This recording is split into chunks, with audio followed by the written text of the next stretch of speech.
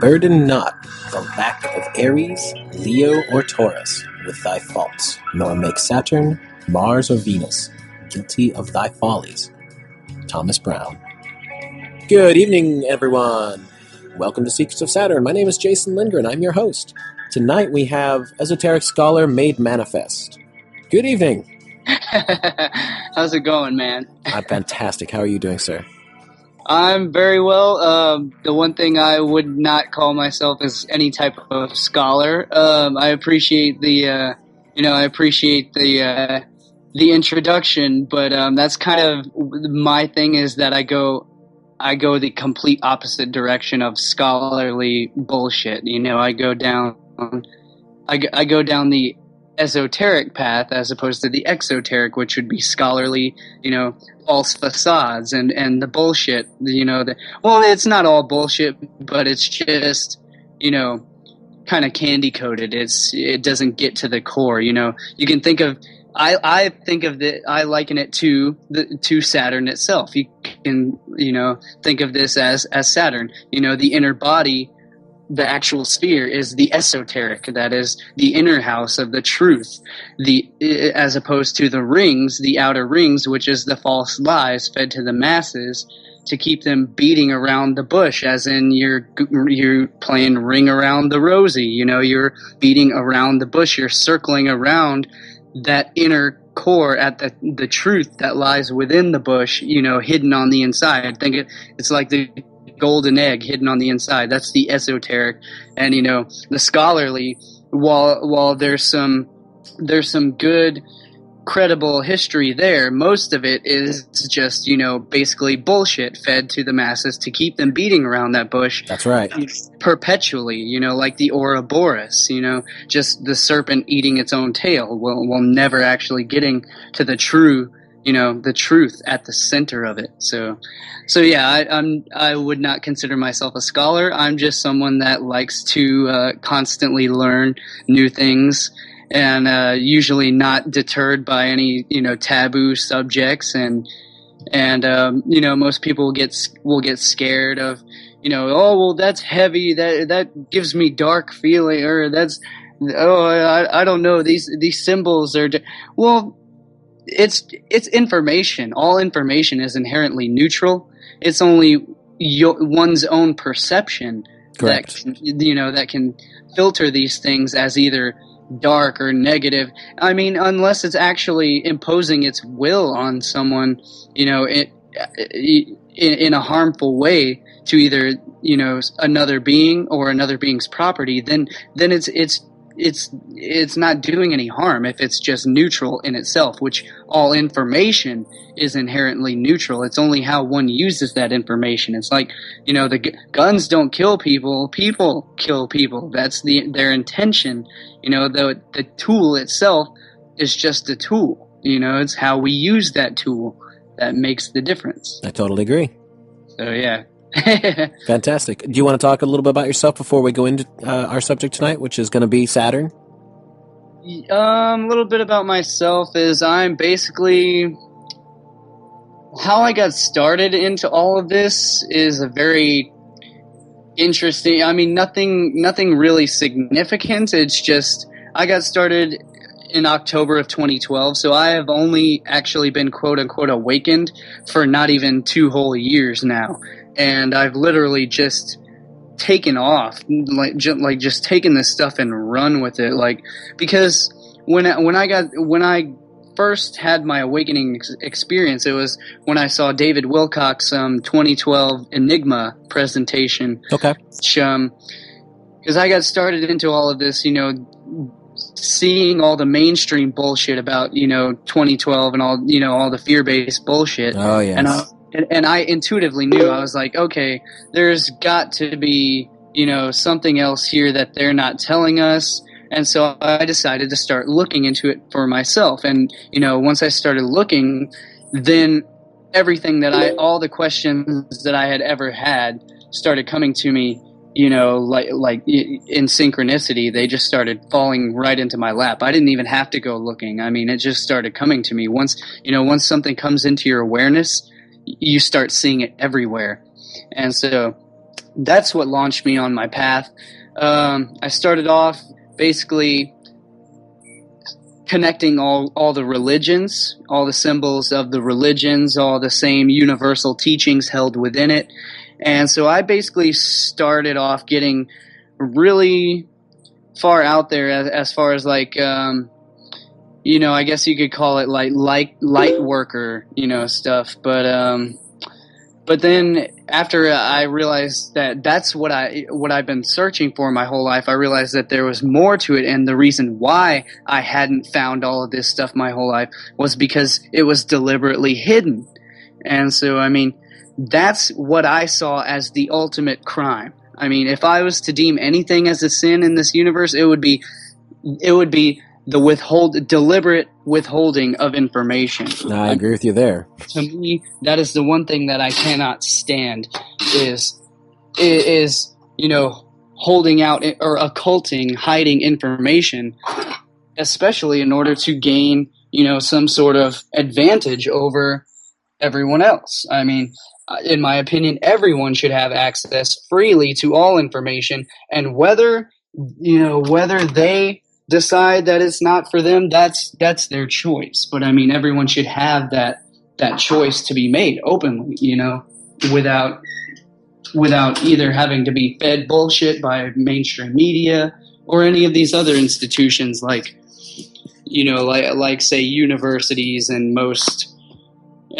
corporate owned and operated institutions. So I've decided to go down my own path, which is to counter all of that, which I'm sure most of us are all on that same page and on that same path, is to counteract all of that by literally just disseminating as much information as we can, be that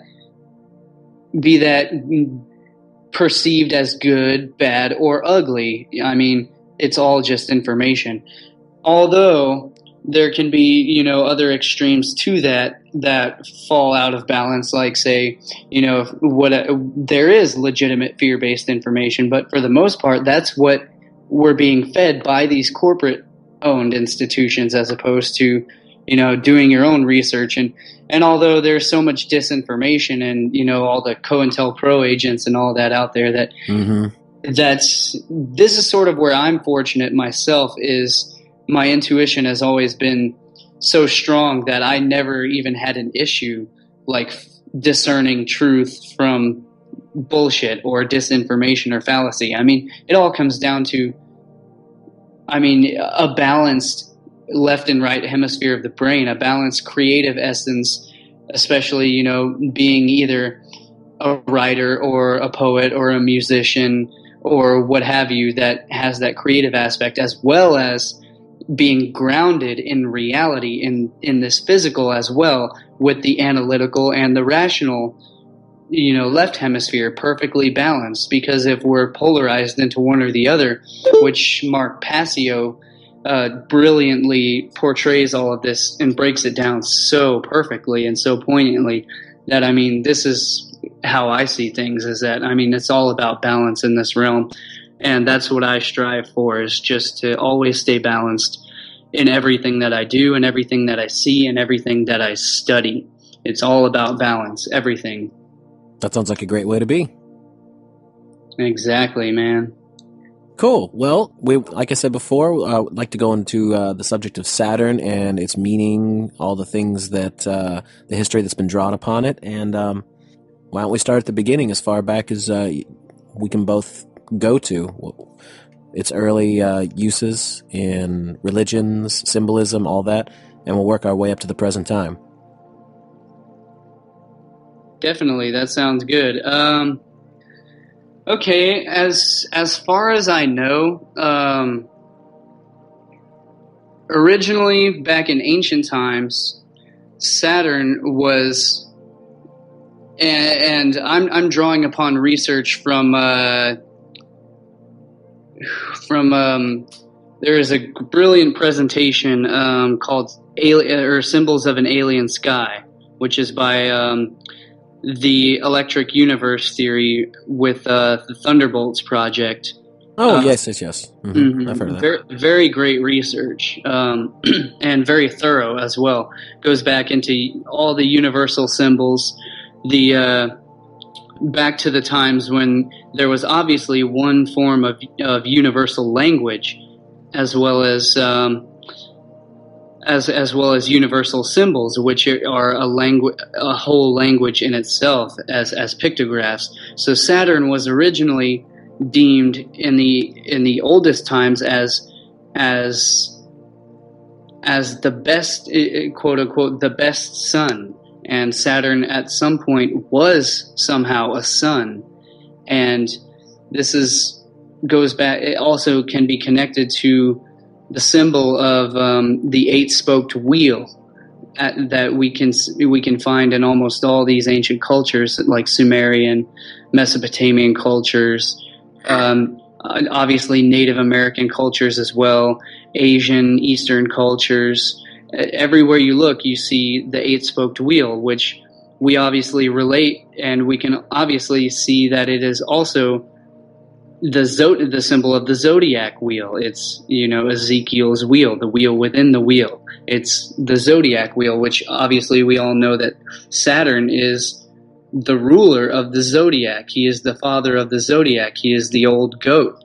He is the ruler of the house of Capricorn, which is the sign of the goat, the old goat. So that is where, you get into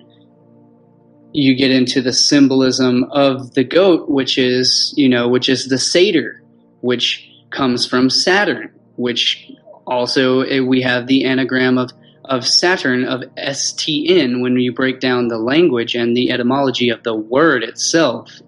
This is where we get, from Saturn, we get Satan, Saturn is Satan in astrotheology. And all these words have the STN. It's that etymological essence, and this is where we get our modern stories and myths like Santa, of Santa Claus, because Santa is Satan, because Santa has he's got the big belly, I forget exactly all the connections to that off the top of my head, but if if anyone does their research, they will find that indeed this is the case. And also the myth of Santa is, that goes off into a whole nother aspect in itself. It also goes into the sacred mushroom cults of Jesus being the Amanita muscaria mushroom as well. But so again, back to Saturn is the satyr, which the satyr is the goat. It's Pan. It's the goat, and this is where we get satire, and which all comes from Saturn, which is it's why we have Saturn's Day, which is the day of Saturn's Day is known as the Black Sabbath. So that's where we get all these. We get all these, and the black sun is also Saturn, so that is why it's the Black Sabbath, because that's when it was the ancient day of rest, and especially in Judaism. I'm not sure if the Orthodox Judaism, but as far as like Zionism goes, then that's why they take the day off on Saturn's Day or Saturday, because it's the Sabbath, it's the Black Sabbath, Saturn is the black sun. The color of Saturn is black. Exactly. Hence the black robes and all that. The black robes, the black priesthood. He is known as the black. I refer to as he, because Saturn is the old. He is old Father Time. Is Kronos, the god of time. Kronos, which is where we get chronology, and which is time, and this is where we get all the symbols that go along with it, which the symbol of time is the hourglass, and the hourglass is the symbol of the lemniscate, which is the infinity symbol, and so that is also the symbol of the hourglass. And the infinity symbol, we can link this to vortex-based mathematics, because in vortex mathematics, Marco Rodin's work, There are two separate sets of number systems, and the infinity symbol in vortex mathematics is what's known as the bounded infinity, and Saturn being the ruler of time, and he is the keeper of time of this, I like to see it as, of this physical realm of time, is where the bounded infinity, you can think of it as we are eternally going in a cycle of eternal reincarnation. We are constantly coming back and reincarnating in this cycle in what's called the bounded infinity. And in vortex mathematics, you also have the separate set of numbers, which is the pyramid, and it's the 369 axis. And Nikola Tesla also has a brilliant quote that says, if you know the secret of the 369, you hold keys to the universe. And in vortex-based mathematics, the 369 is the intangible realm. It's outside of time. It's outside of the limitations of this physical reality of reincarnation cycle. It is, and at the center of that bounded infinity symbol lies the 0 point, which in plasma physics as well as implosion technology, the 0 point is the point where you pop out of this physical realm of time, this physical reality. So Saturn is the ruler of this physical realm, because in astrotheology as well as astronomy, Saturn is the last visible planet that can be seen with the naked eye. So that is why he's deemed as the ruler of this physical realm, because beyond Saturn, you can no longer see it with the physical eye. So therefore, beyond Saturn would be Uranus and Neptune and Pluto. So those three are, in astrotheology, they are deemed as the intangible realm, or in vortex-based mathematics, the realm outside of time. So that is why he is considered the ruler of time. And in ancient, mythology, in Greek, he was known as Cronus. And also, this goes back to the ancient Cana Phoenicians. Everything that we know of in modern society goes back to the ancient Cana Phoenicians. Possibly even the modern zodiac that we think of, although there is a lot of evidence to show that the zodiac as well as astrotheology goes further, even much further back than ancient Cana Phoenicia. But there was a manipulation of the original cycles of time, the original cycles that are aligned with nature. And today, the Roman Catholic Church has completely distorted our perception of our alignment with the cycles of nature and time. Right. Absolutely.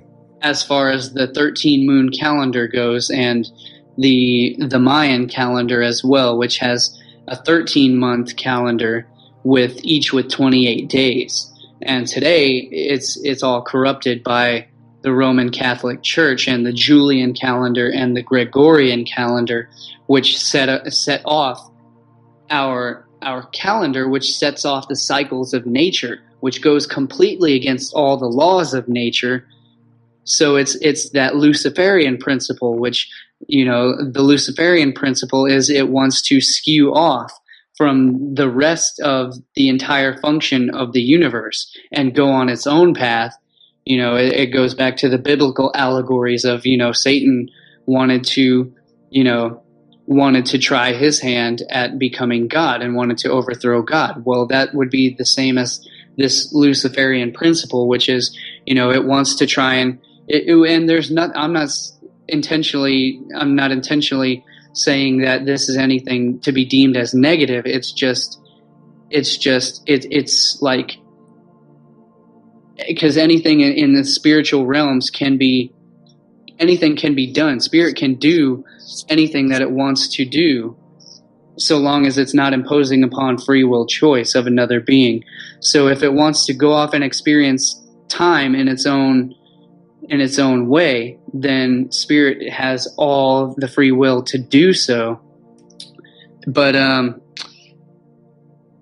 it just goes against all of the cycles of the universal principles, which is, the natural cycles of time and the natural cycles of nature, which have been thrown off by the Anno Domini calendar.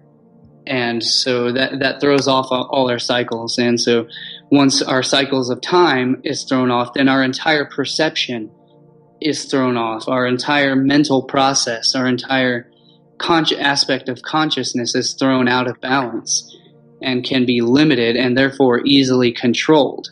Because if we're not in tune with nature, we don't have our connection with eternal source of this universal law, of this universal principle that is inherent in all of life and all of nature and all these cycles of time. Well, to back up what you're saying there, I think it's pretty safe to say that in modern society, we have been very much separated from what we really should be connected to, which is our spirituality. Yes, exactly. And it's mostly all controlled by commerce. And of course, commerce, anyone that does a good amount of research into the origins of commerce and law and legalities and all of that goes right back to ancient Cana Phoenicia, who were the Cana Phoenicians. And anyone that wants to learn a lot about this, Jordan Maxwell is probably the most prominent researcher on this topic, and definitely probably the first to come out openly with all of this really in-depth research. Although, you don't want to limit your perspective to just one person's, perspective, but anyone can do this research for themselves. And he is a very great source to trigger your curiosity, to trigger your own, to trigger anyone's own path to study this stuff for themselves, because there are key words, there are key things to look up when anyone wants to get into this. But yeah, so the Cana Phoenicians worshipped the god El. Well, you're on the right path as far as I understand it. El was a generic term for God, and then it also was specifically related to Saturn, hence where we get the terms like elevate, elect, that sort of thing. Yes, exactly. So yeah, you're completely correct. All right, so we went back to the beginning of history, as far as, and probably either one of us knows. And what would you say is the next stage or the next step? What was that taken through? Like, we're talking about several thousands of years here. You mean from Cana Phoenicia to modern times? Right. Well, coming into modern times, I'm personally aware of the fact that a lot of the Saturn symbolism has certainly been carried over into today's time. But even before we get up into the modern age, what would you say is the next stage of Saturn's usage after we get out of, the ancient times? Where would you say we could focus next on its development and usage? Well, it's basically, like all things, symbols, words, language, and any of these tools, as I like to think of them, they are all tools to be used to either gain wisdom, or in the case of this cult of Saturn, this dark priesthood, this black priesthood of Saturn, and I don't mean black as in skin color, I mean black as in black-robed judges, priests and everything, as far as the church goes. The way they would use this is to, gain control over others. And so this has always evolved over time as tools of commerce and basically tools of mind control to paint people's perceptions. And to make it clear out there, judges, Jewish priests, Catholic priests, and even a lot of Protestant priests, they all use black robes, and that does indeed originally come from Saturn, whose color was black. Yes, exactly. I mean, once we begin to study these symbols and these rituals is what it all is. It's all ritual, and this, as well as, of course, we get to the black cube of Saturn, which was probably the next stage in the symbolism evolution from the zodiac wheel, from the eight spoked wheel, which was also deemed as the medicine wheel in Native American cultures, as well as all cultures had the eight-spoked wheel of the zodiac, signifying the ages and the cycles of time and nature. And then it gets into the religious aspect of it, which begins to, which comes from the Phoenicians, who were the ancient Hebrew priest class, practicing, getting into like Kabbalah and all of that, which today in modern religions we have the black cube, as well as modern Judaism and Zionism, which all has the black cube, which, I mean, when you start to study the black cube, you see that it's everywhere. You get from commerce to banking to religions, the black cube of Mecca, where they circle counterclockwise around the black cube, which is the same as the cube on the North Pole of Saturn, which is actually a hexagon, but when viewed three-dimensionally as opposed to two-dimensionally, the hexagon is just a cube from an angle of perspective, and the pole around Saturn flows counterclockwise from viewing it from the North Pole. And there is the hexagon storm or whatever it is on the North Pole. Exactly. And so that's where we get the term hex. As far as like witchcraft goes, is you are hexed, which the hex is also, it's the X, which is where we get esoteric. It is from you are excluded, you are exiled, you are excommunicated from the inner house of wisdom, which is the inner body of Saturn.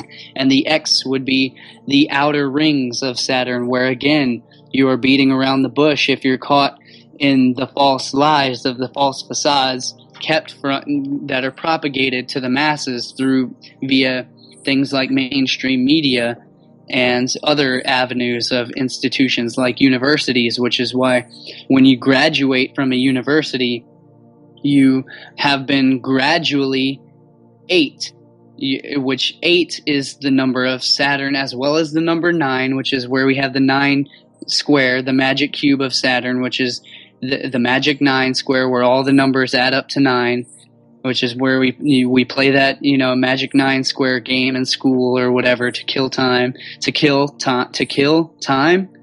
You mean like father time? You mean like in mythology? You mean like the god Saturn, or Cronus, who ate his own children gradually? He gradually ate his own children, so they graduate. So and when we graduate, or we get gradually indoctrinated. Your graduation. Yeah, exactly. We wear the black robe of Saturn and the mortarboard.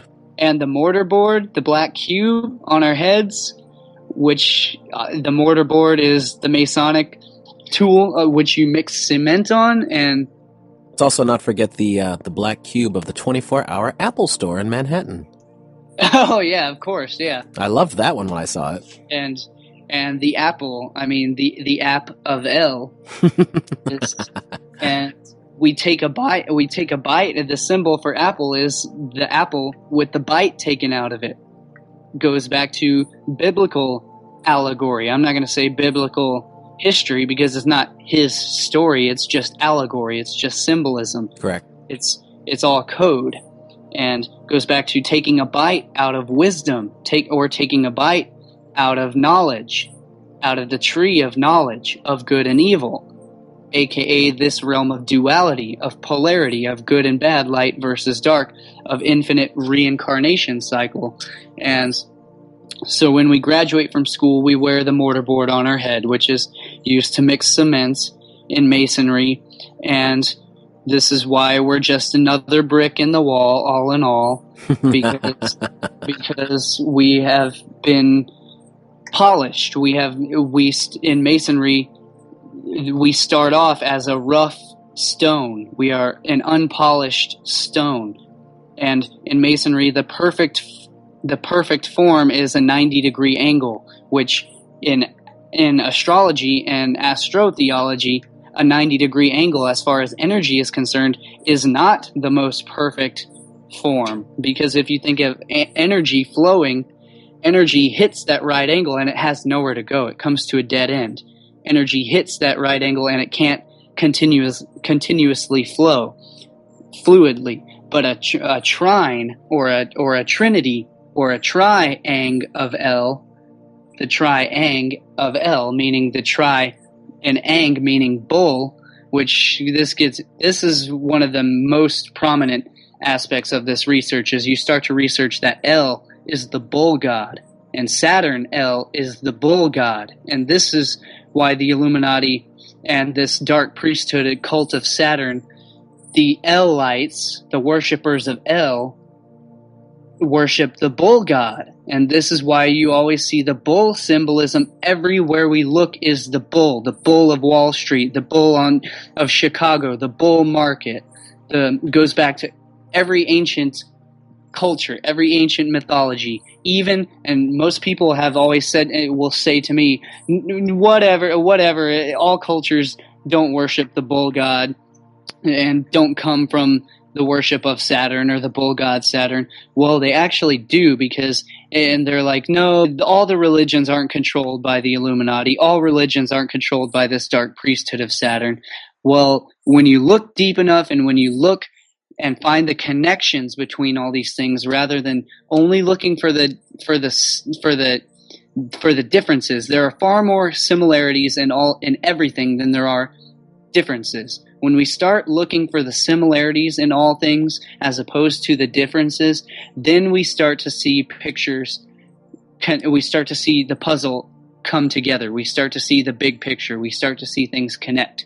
And this is one of my personal focuses, is syncretism, which syncretism is connecting all things and finding common bonds between them, as opposed to being separated by these cultural programs that tell us that everything is separate, that all religions are separate, that all cultures are separated by time and space. They are separated by distance, and so therefore they don't share roots and common bonds. Well, everything shares a common bond because it all comes from a same universal source, a universal truth.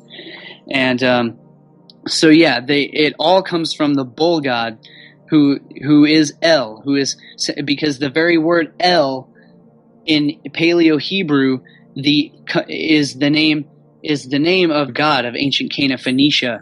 And when you get into the Paleo Hebrew alphabet, the Aleph Bet, the name El, the name of the God El, of the Hebrew God of the Bible, El, is spelled A-L. In modern English alphabet is A-L, not E-L, because in Paleo Hebrew it's A-L, and the Aleph is the first letter of the Paleo Hebrew alphabet, which is the Cana Phoenician alphabet. And so the Aleph comes from the ancient Paleo Hebrew pictograph, of which was a bull's head. It was a pictograph of a bull, of the bull's head and the bull's horns. And this is where you'll have to see the pictures and the images to actually get the full understanding of what I'm conveying here. But if you look it up, the pictograph of the Paleo Hebrew Aleph is the bull's head. And this is why our letter A is the upside down bull's head. If you picture the A, it is a bull's head upside down. There are two horns with the triangle, which is the bull's face, and the two horns going up. So flip an A upside down, it is a bull's head. And this was the ancient Paleo Hebrew depiction of the letter Aleph. And today, the modern letter A is the symbol of air. It's the air sign, which is the truncated pyramid, which is the symbol of the Illuminati, the pyramid with the capstone elevated into aloft in the air, like the Hebrew letter yod, which is found aloft in the air, like Yoda floats aloft in the air, Jordan Maxwell explains this again all very well, is that George Lucas and Steven Spielberg were anything but stupid. Exactly. They were masters of, I'm not sure about Steven Spielberg, but I know George Lucas is a master of Kabbalistic tradition and Paleo-Hebrew, or at least maybe, just these Hebrew traditions, Well, he's admitted to studying mythology in depth. Really? I didn't know that, but I do know that if you look at the connections, just look at the simple connections, and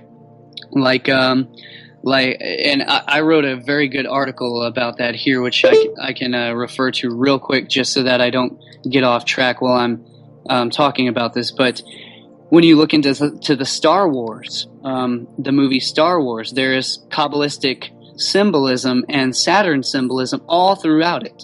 So I'm looking over my notes that I put out on Facebook right now. It's called El, the Illuminati bull god of the Bible. And it breaks down El, Saturn symbol, Saturn worship, and as well as the Moloch from ancient Cana Phoenicia, which is the bull god. So the symbolism contained in the film Star Wars, you can start it off, okay, the constellation of Taurus in astronomy has a star which is known as the bullseye, which is a red. It's an orange giant star, but it's known as the bullseye because it can be seen as a red star in the sky in the constellation of Taurus. And this is where we get our corporate symbol of Target, which is the red bullseye symbol. Mm-hmm. And so, and also that star's name, the bullseye, the red bullseye of the constellation Taurus, which is the bull constellation, is that star's name is Aldebaran, also known as Alpha Tauri, and it's the brightest star in the constellation of Taurus, making it the Alpha, or the Most High, as in El, the Most High bull god of the Bible, who is the god of the Bible is El, the Most High. So the Alpha is the Most High, which is why it's Aldebaran is the Alpha Tauri, or the Alpha Bull. And in the constellation of Taurus is, so again, that's where we get these symbols from. And to be better acquainted with Aldebaran, we might know it from the film Star Wars as Alderaan. Just take out the B and the A in there, and you have Alderaan from the film Star Wars, written by George Lucas. Not just coincidence. And not just coincidence. He was obviously very well versed in Hebrew occultism and probably Kabbalistic traditions as well, and all this symbolism and the language, especially the language and the words and the symbolism. And so this is where we see key words that give clues to this, such as Yoda, which the Yod is the Hebrew letter, which is the Most High. It's aloft in the air, which is why Yoda floats around in the air, and which is why when you get into numerology, he is 900 years old, and after 900 he is reborn again into the one, which in numerology there is only 9 letters. Because once it gets to 10, it's actually just revert that back to 1. 1 plus 0 equals 1. Right. So there are only 9 numbers, and this also goes back to vortex mathematics as well. It's a base 10 system, and there are only 9 numbers in this system, because in numerology, base numerology, and as well as gematria, there are only 9 letters. So, and also Alderaan, Yoda, you have Qigong and Qui-Gon Jinn, which is Qigong, which is I noticed that one. Is a form of energy work, and Jinn coming from the Sufi and the Islamic traditions and the Hindu traditions. The Jinn are known as I'm not too well versed in the jinn, but you can look these up. It's a genie spirit, if I remember correctly. Exactly. It is a genie spirit. It can be perceived as the demiurge in many of these esoteric teachings, the demiurge, which is not the one true creator. It's these false man-made gods that we attribute, such as the bull god El. Could be, it's the demiurge. It's not the true creator of everything. It's the man-made creation, that it's these idol worship, like from the Bible, the golden calf, which is, the idol worship of the bull god El from the Bible, who is Saturn, who is Cronus, because Cronus was the god of Cana Phoenicia, and who was in mythology, he was deemed as the founder of the city of Byblos, which was Byblos was known as the city of the twin bulls. And so this is where and Byblos is where the etymological root from where we get our word Bible. And Bible, meaning two, bull meaning bull. So two bulls, the city of twin bulls. Not really hard to put that one together, eh?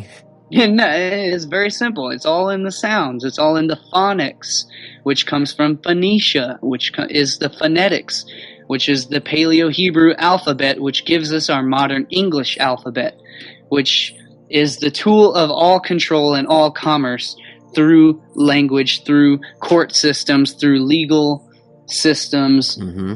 It's all Saturn worship. It is all comes from this ancient Cana Phoenician death cult. It's a sacrifice death cult who the Cana Phoenicians in the city of the twin bulls of Byblos, which gives us our modern word of Bible, because Byblos was an ancient Greek word which meant book, or biblios, which is again where we get our word Bible. So so what they would do is they had a practice that they would sacrifice a bull to the bull god El in order to appease him for the harvest, and they would offer burnt sacrifices of two bulls, and they would as well as this goes to the Temple of Solomon in the Bible. They would have an altar to the Most High bull god El, and they would offer blood ritual sacrifices to El, and they would had a ritual where they would drink the bull's blood out of a bowl, which the etymology of the word bowl comes from the bull. Bull is linked to bull etymologically. If you study the roots of these words, they are all connected. So the bull comes from the bull, and this is why they would drink the bull's blood from the bowl, which is where we get our modern traditions which is where we get our modern Red Bull, because you're drinking the red, symbolically you're drinking the Red Bull's blood. Mm-hmm. And the logo for the Red Bull is the Bulls. It's the twin bulls. Which gives you energy.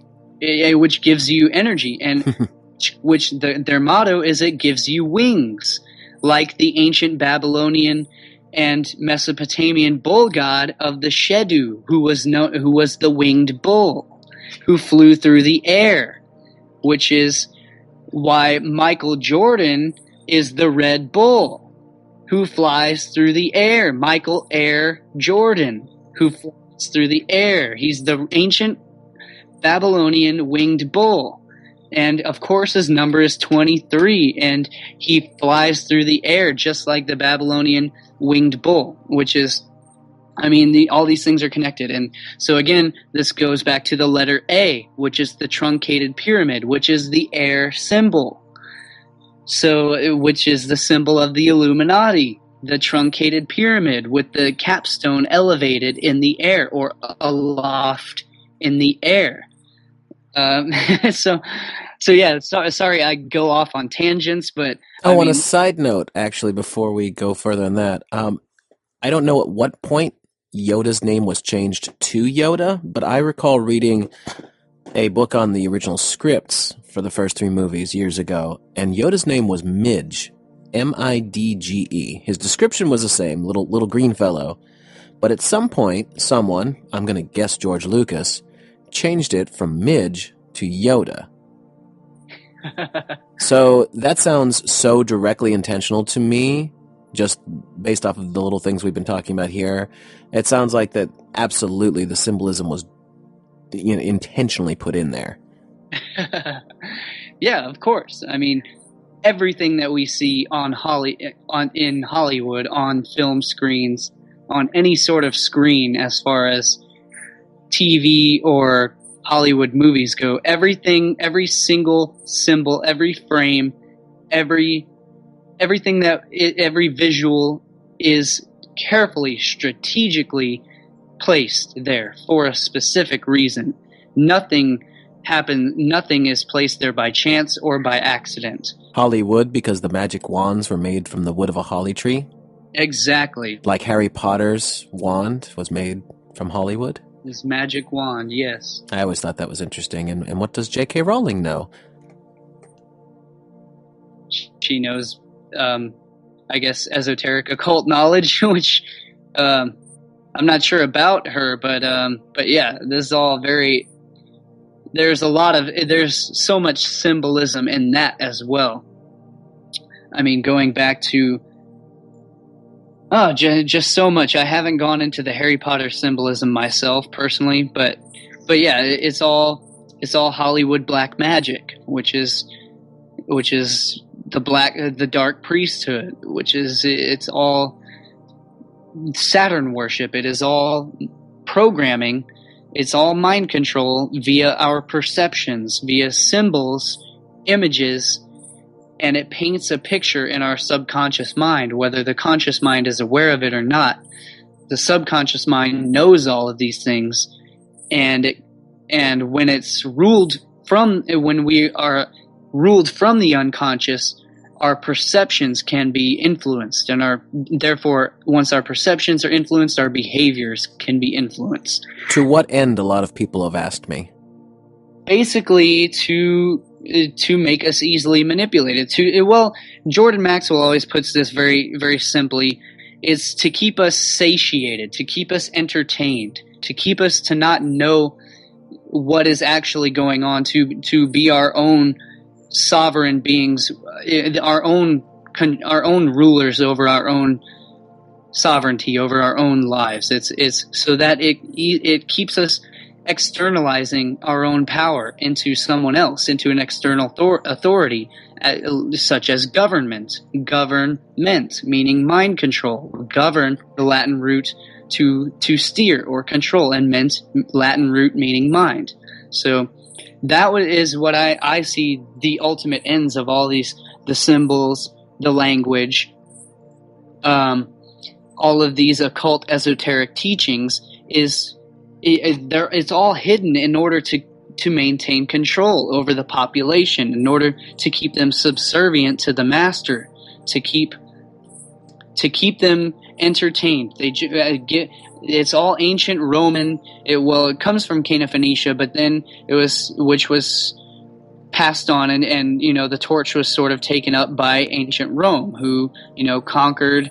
Their motto was to divide and conquer, and another one of their mottos was give them bread and games while we go out and conquer the world. Well, I use that term actually in a lot of conversations, that the great big distractions we have between all the alcohol, pizza, beer, TV shows, all that nonsense, I just call it a modern day bread and circuses, because that's exactly what it is. Yep. That's exactly what it is. It's all just the pointless bullshit, the bullshit that's not important in our lives. I mean, it's trivial, it's shallow, it's not helping us to relate to other cultures. It's this American, it's America. It's this Western philosophy of that somehow America is number one, and most Americans never ever actually get outside the country. Well, because that's obviously because it's a form of control. The government does not want us, to go outside the country to see the world. They don't want us to experience other cultures. to see how similar we all are as a human species, how related, how we all want the same things out of life. We want a good home, we want good food, we want clean air, we want clean water, and we're all the same essentially at the base core level.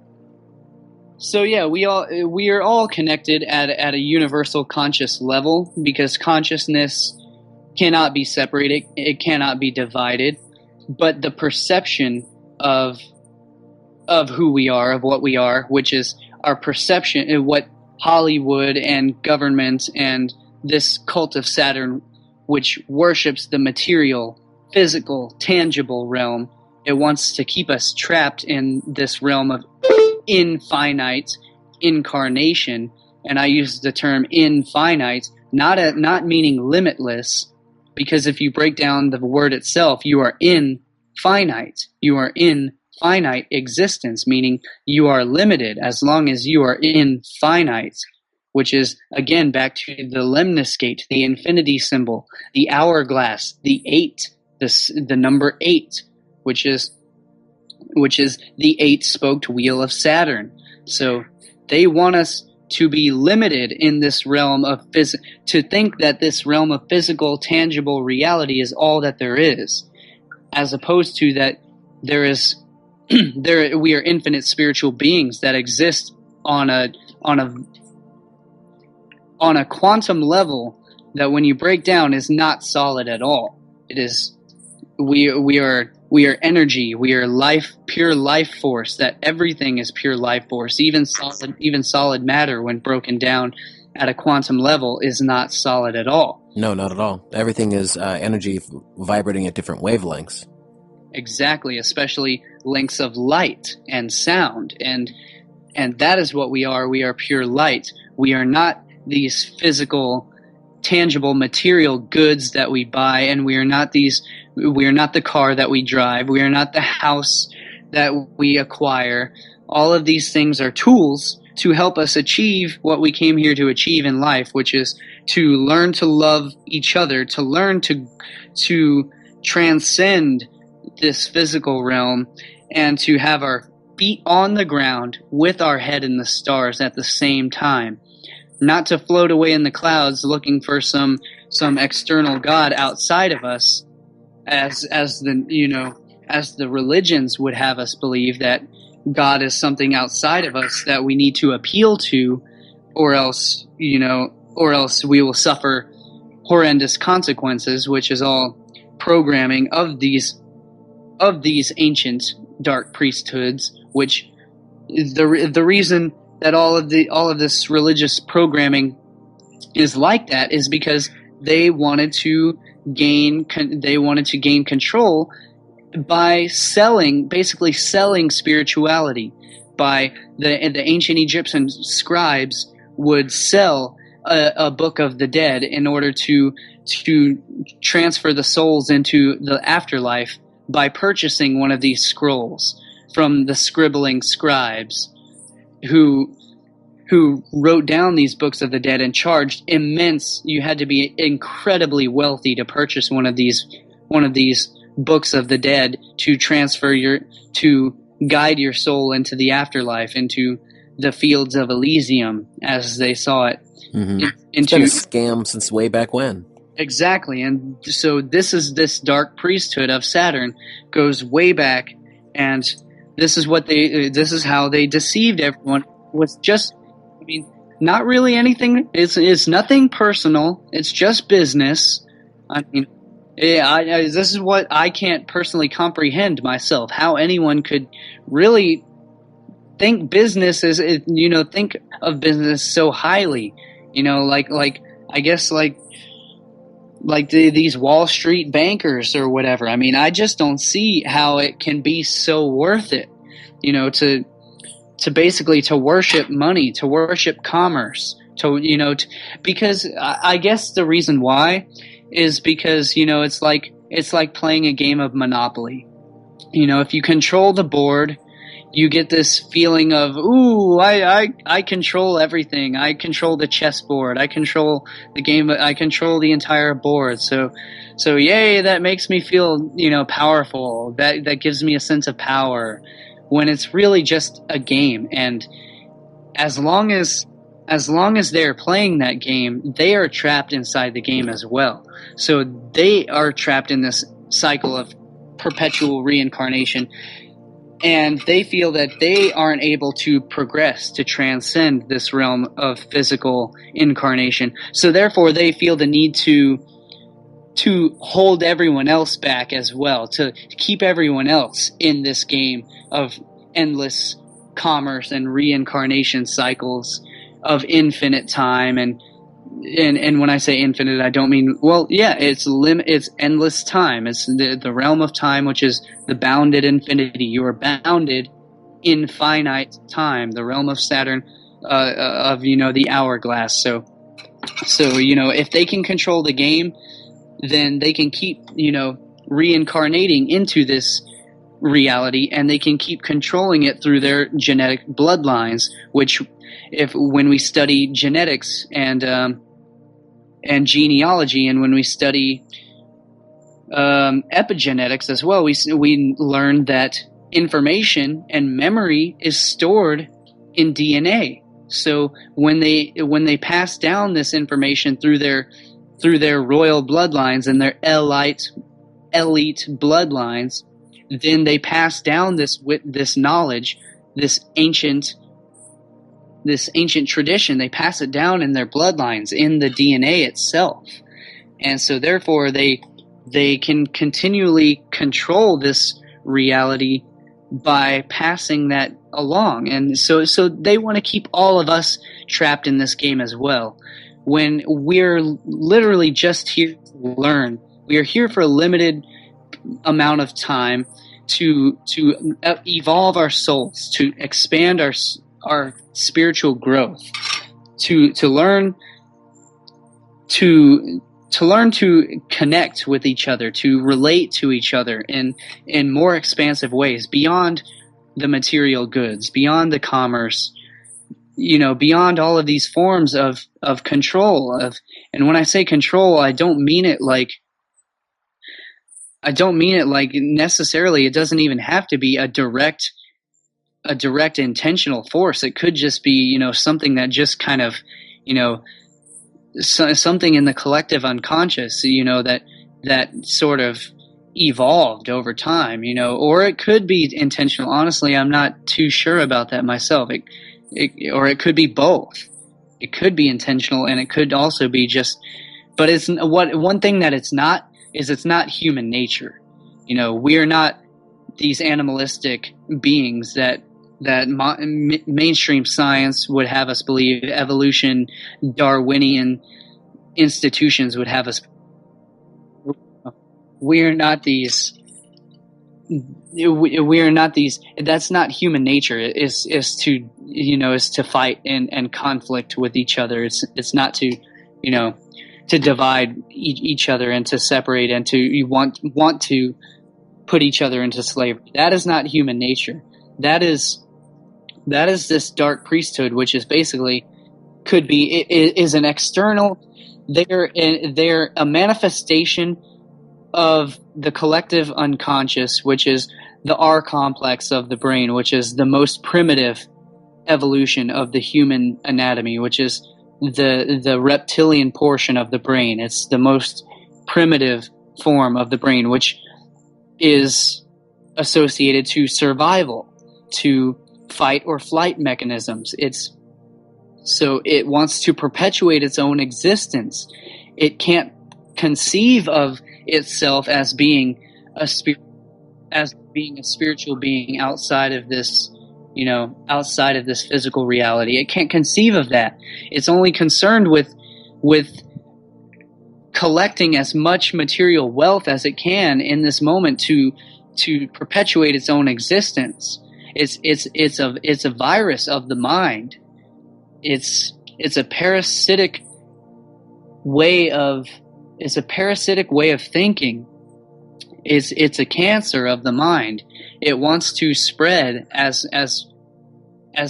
it wants to spread as much as it can without being checked, without being balanced. It wants to just perpetuate its own existence and just reproduce virally as much as it can. And the way it does that is through viral media, through mainstream media, through Hollywood television, television programming. Programming, because they're programming you. Exactly. We don't see how it's done until we start to see the symbols and the language and how it's all in the words. And I don't mean mind control as in like strap you down to a chair and probe you with electrodes, although that is a form of mind control, and that is also used in these dark Saturnian underground Masonic cults, satanic cults. They do use that type of mind control, although that's not the type of mind control that they use for the masses. For the mass, in order to control an entire population, you have to do it subtly. You have to do it from the unconscious. They can't come out and do it by force, because we would catch on to them and we would be like, hey, we're going to kick your ass. We're going to team up and, kick your ass if you try and, impose your will on the entire population. It's not going to happen, which is what most people are waking up to now. But most people still aren't awake to the fact that how it's being used on a frequency level, on a subconscious level, in the sounds, in the pop culture, in the music. No, I would say overall they're actually pretty successful, because look how many jellyfish are out there. Just, they like to call us useless eaters, and in fact, they've kind of constructed that with a lot of people. That's their term. That's funny, because that's funny that you say that, because I haven't actually heard that term until just recently. I saw someone exposing this video of Mark Dice, who was talking about the recent Robin Williams Family Guy sacrifice connection. Oh, I saw that one. Yeah, and Mark Dice specifically mentioned all the useless eaters, quote unquote. So yeah, it's funny that he said that exact same thing, and that's funny that you say that's how they refer to us. And so what does that obviously make Mark Dice? Well, he's obviously a paid COINTELPRO fucking shill. So I don't know. I hear that said a lot about people like Mark Dice and Alex Jones. Mark, I know, studies a lot of this Illuminati symbolism. That's why I think he would have used that term. Now, if they're paid, I don't know a damn thing about the guy, but I don't know him personally. I don't know. I don't buy into the whole Alex Jones is evil and Mark Dice is evil and all that. The only thing I question about both of them, to be perfectly honest with you, is how they can study this information and still think that Christianity is real. Exactly. That's my big, really? Yeah. How do you interview someone like Jordan Maxwell, who will go on and on and on about astrotheology and where all that symbolism comes from, but they're diehard Christians? They think that really happened, and it's just like, I don't understand. I'm not going to bash anyone's religions. If that's what you need, that's fine. Yeah. I just don't understand how you understand so much, yet fail in that one aspect. Epic fail, man. Well, that's the way I see it, but that's not the way they see it, and who am I to judge? That's a perfect point that you bring up, right? So that is a huge red flag.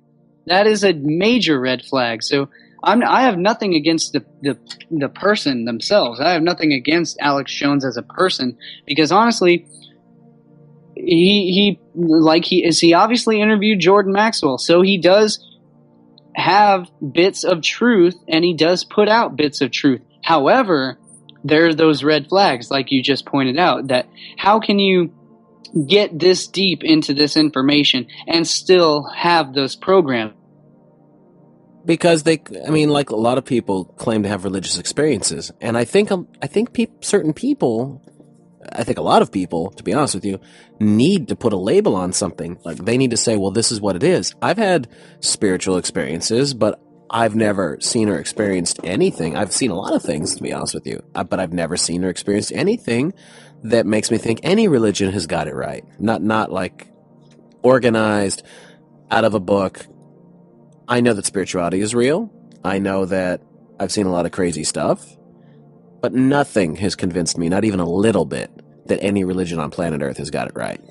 Yeah, exactly. But however, there are bits there is a universal truth underlying all of these teachings and these religions, but it's wrapped up in allegory, and it's wrapped up in symbolism, and it's wrapped up and they're taught in parables and a paradox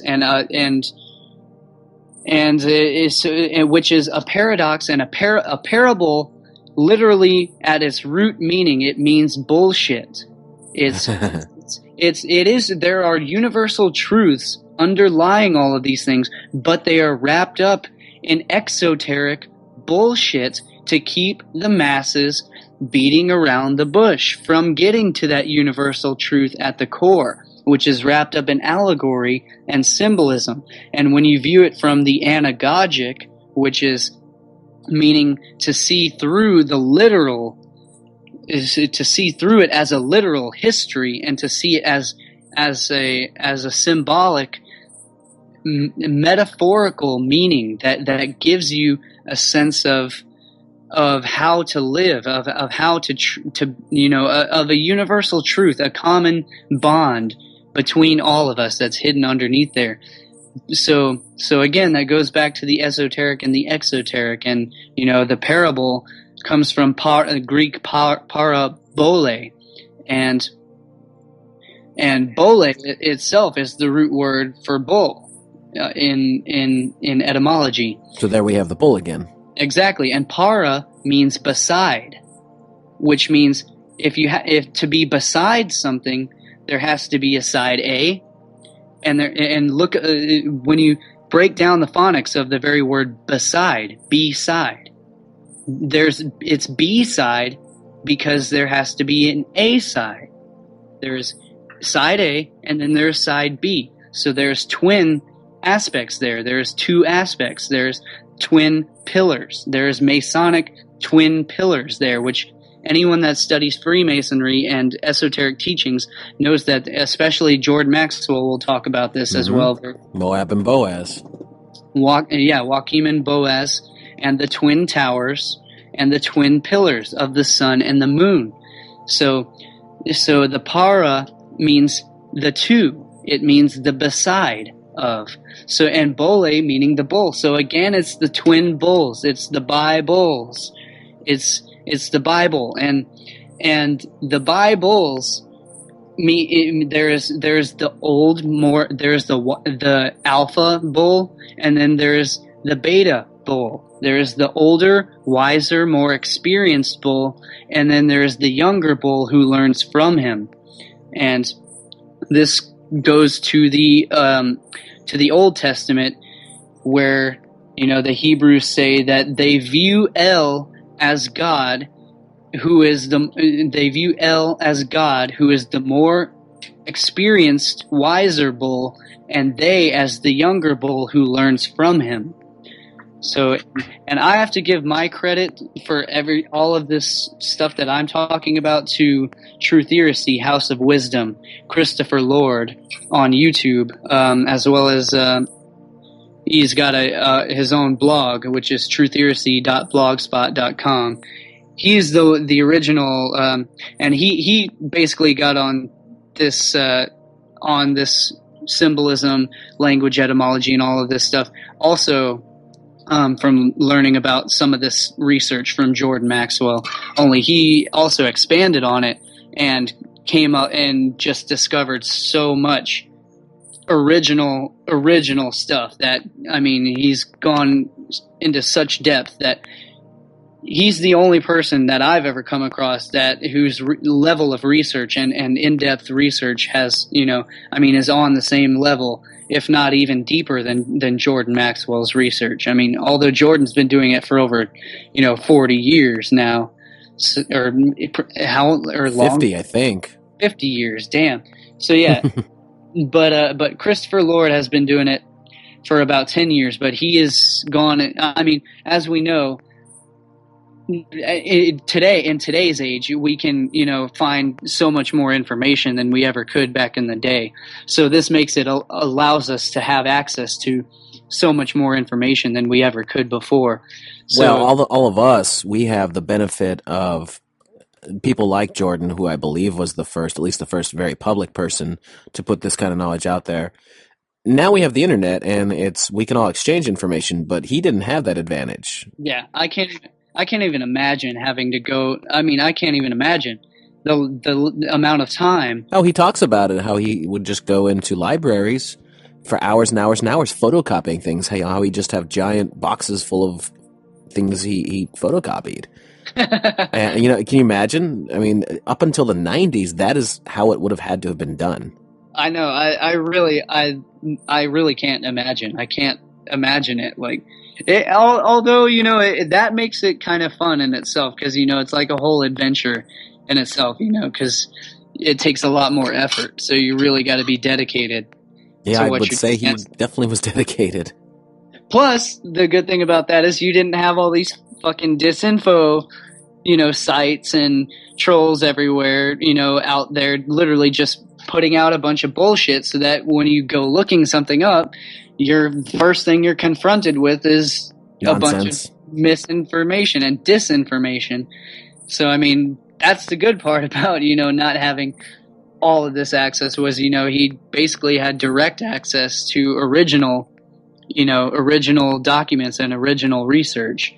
But well, from what I understand, I've cross-checked a lot of his information, especially in my earlier days of researching this sort of thing, and he seems pretty spot on as far as I could tell. Didn't seem like he was putting out anything that could be misconstrued as disinformation or incorrect.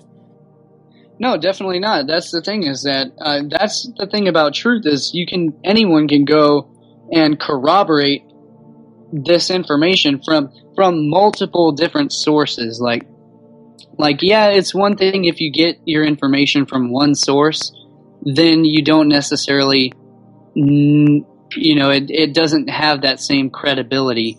Well, then you're relying on that person's strengths and flaws and no one else's. Exactly, and therefore, you sort of relinquish your own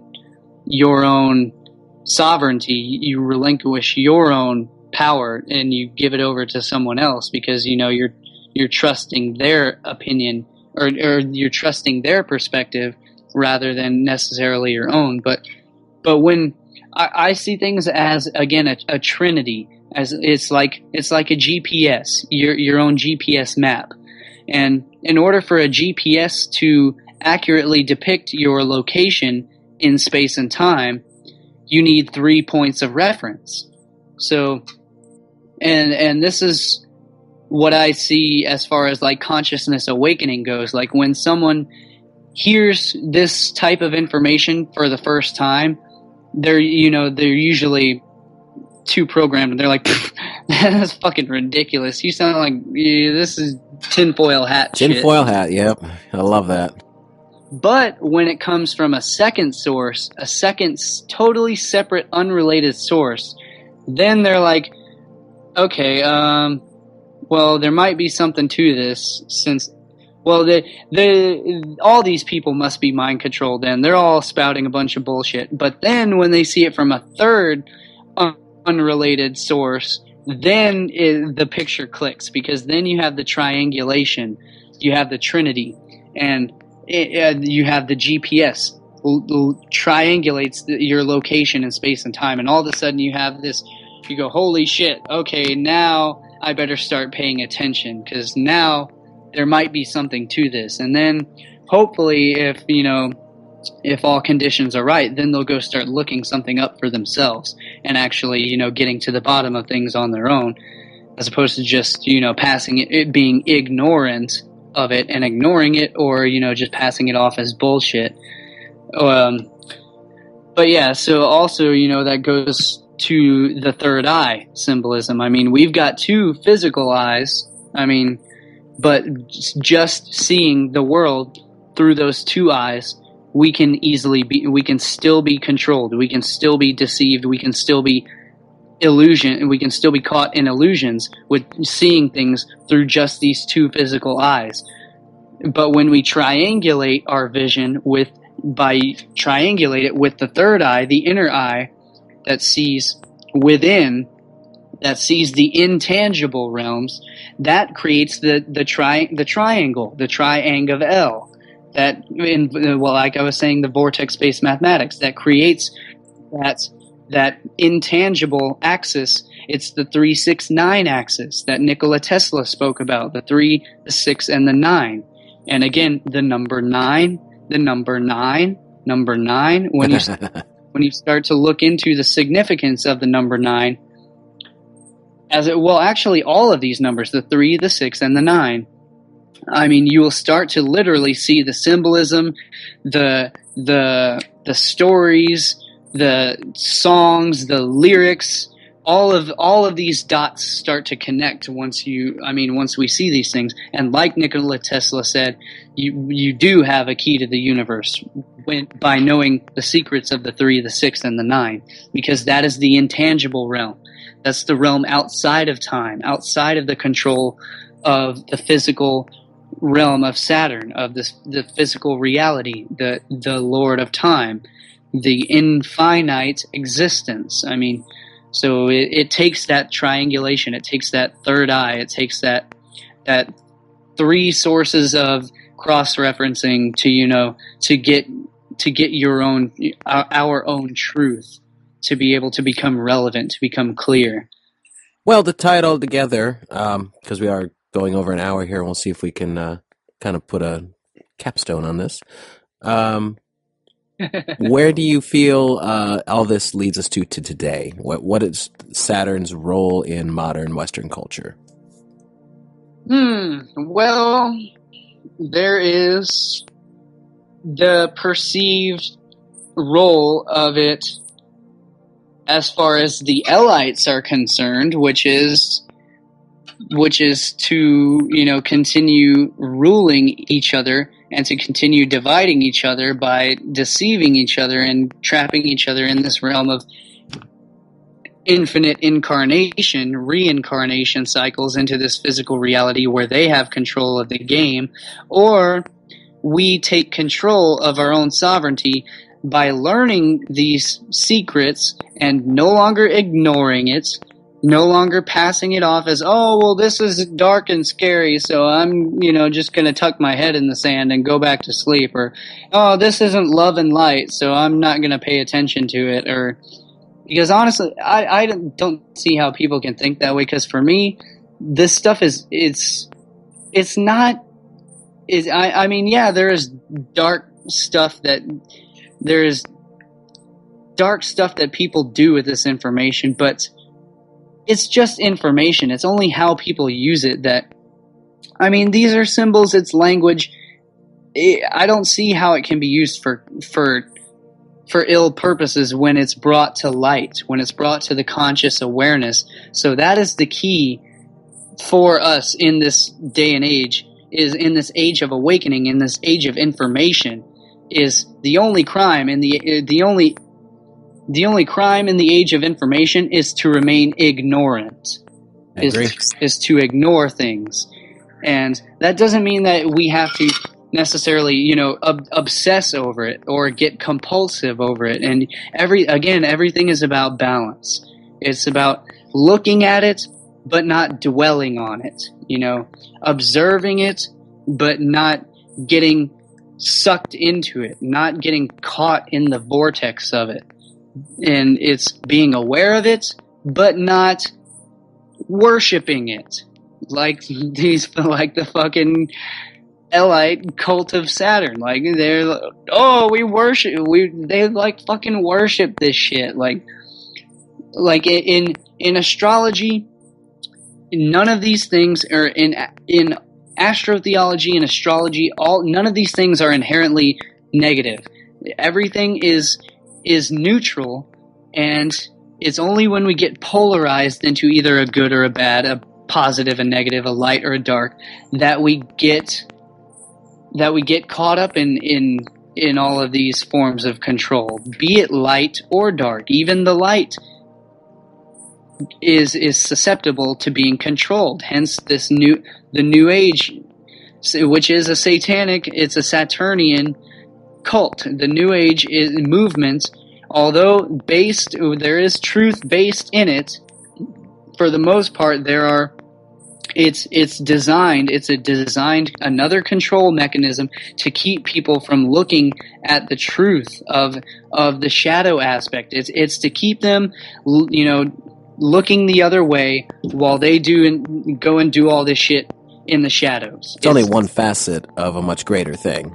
Yeah, exactly. So, I mean, basically, my recommendation to everyone is to study etymology, which is the root meanings. Etymology means the study of the true sense. It means to get to the true sense of things, not just language, not just words, but the true sense of everything. Study the etymology of everything, of cultures, of histories, of mythologies, of symbols, of languages, of words, of everything. Study etymology.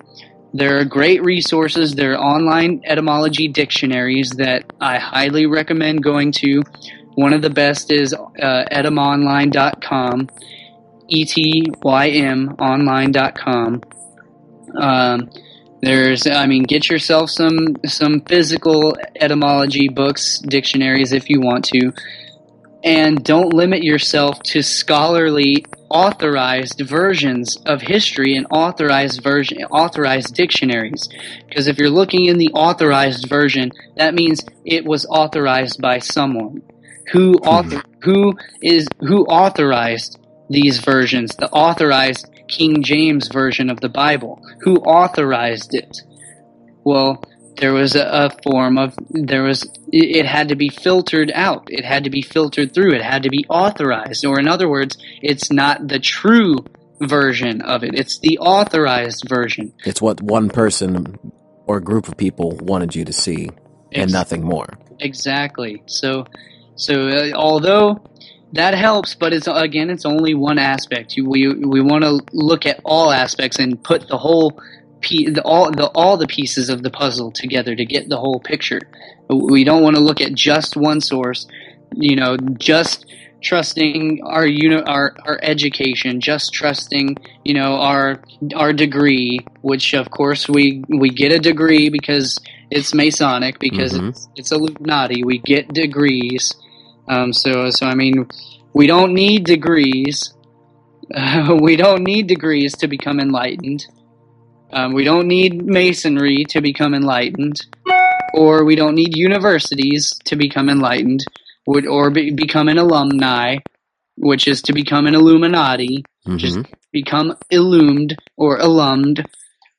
So we don't need any of these things. We just need to have the curiosity to look, to study, to look beyond the veil, to lift the veils of illusion, to look beyond the curtain, to lift that curtain, see the man behind it, and he's naked behind it, by the way, and and it's not very impressive. The emperor has no clothes, and he's nothing to be impressed about. He's not working with a whole lot, so he should be very embarrassed. But yeah, so study everything, question everything, even your own, one's own belief systems, especially one's own belief systems. And of course, this can lead us into, states of neural plasticity, which at a time it can be very confusing. And that's when the disinformation and the trolls like to swoop in and steer us in a direction when we become vulnerable in that state of neuroplasticity, which is, we start to realize that all the religions that we were taught our whole life is bullshit.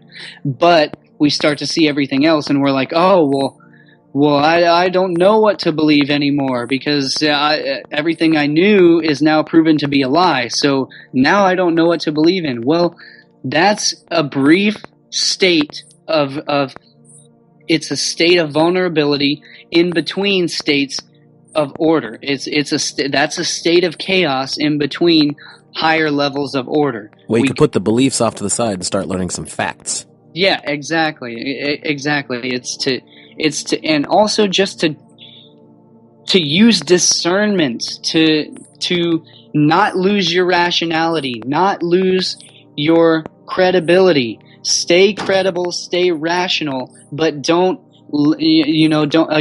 polarize yourself into that. But you need that aspect. Don't get caught, floating away in the clouds, or thinking that we're gonna be raptured off into whatever, ascend into some other realm, or those are all forms of control. Stay rational, stay rooted in reality, but be open to expand, to accept new information, to observe new information, not necessarily to accept it. We want to be able to observe all things without necessarily having to accept it as our own, as our own. It's, again, being able to entertain a thought without having to accept it as our own.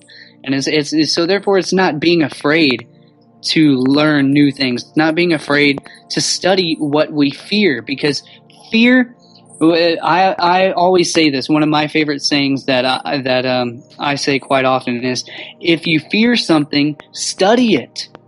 The fear only comes from that which is unknown. When it's things only seem ominous because we don't know about it. Once we study it, then we know about it, and once we know about it, therefore we no longer fear it, because we now have the knowledge, we now have the power, we now have the wisdom.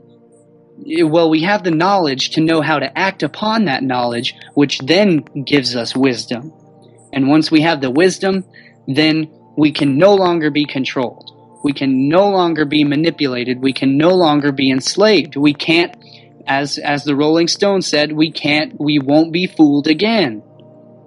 And so there is truth hidden everywhere. We got to have eyes to see it. We got to have ears to be open to observe and to witness what others have to say. So basically just, That would be the Who, but you're correct. Oh, my bad.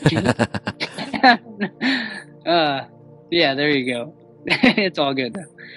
So yeah, that's basically my summary. Well, that was very well said, and absolutely you are spot on. Is there any websites, anything you want to get out for yourself? My name is Cullen Smith. This is Lifting the Veil. You can find all of my full books, presentations, videos, films, articles, posts at subscribestar.com/liftingtheveil. Patreon has suspended this work and my account and income stream for this content. So if you are a supporting patron, then please, I ask you to move your support over to subscribestar.com/liftingtheveil. And I have just established a completely free, uncensored, totally free speech social media platform that replaces Facebook, Twitter, YouTube, every other platform all in one on liftingtheveil.locals.com. You can download the Locals app and you can join our group and have totally free speech and totally uncensored, unrestricted content access. And there is also a ton of exclusive content, and I will leave the cited reference links in the description down below. So you can check that out for all of my full content, and I will see you guys in the next video. I rely solely on word of mouth, and the recommended algorithms are not recommending any of my videos or films anymore. My channel has literally been completely restricted, so I rely on your help by sharing my work around if you appreciate it, and leave me your comments. I definitely want to know what you have to share and what you have to think about all of this stuff, and I will see you in the next video.